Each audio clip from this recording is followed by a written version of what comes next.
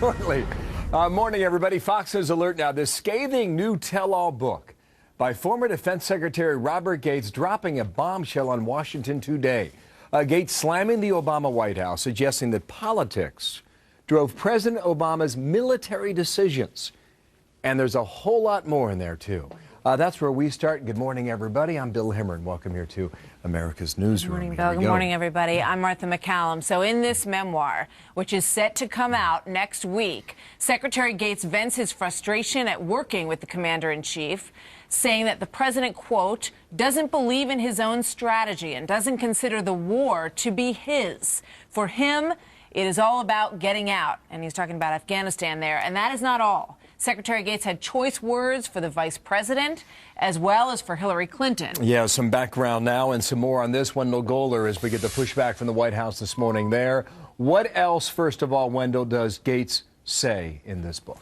Well, Bill, Gates served the last couple of years of the George W. Bush administration, first couple of years of President Obama's, and he was critical of both of them. He also says Vice President Biden has been wrong on nearly every foreign policy and national security issue. The book is called Duty, Memoirs of a Secretary of War, and it really takes no prisoners. Gates says, quote, all too early in the Obama administration, suspicion and distrust of senior military officers by senior White House officials, including the vice president, became a big problem for me.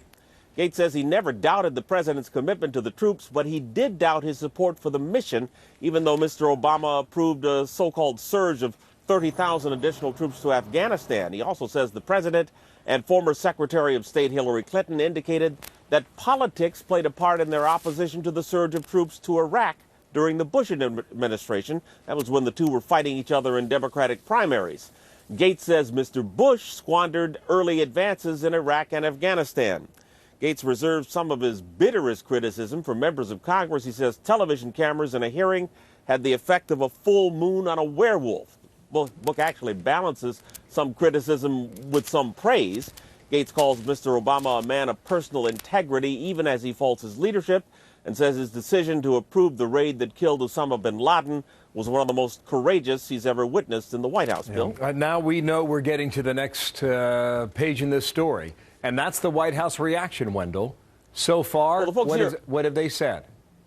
They're thanking Gates for his service, if not his words, and they're getting behind Joe Biden, as you can imagine. A spokeswoman said the president welcomes differences among his advisors. She said, quote, Joe Biden has been one of the leading statesmen of his time and has helped advance America's leadership in the world.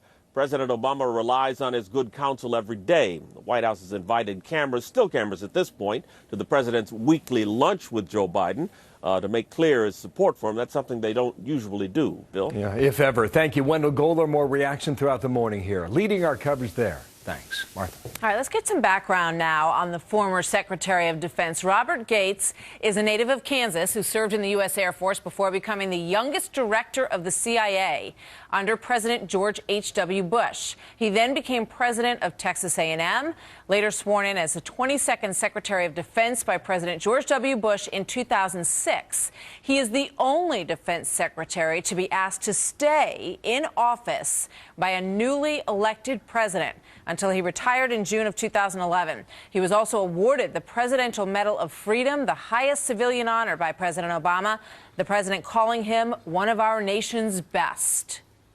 A humble American patriot, a man of common sense and decency.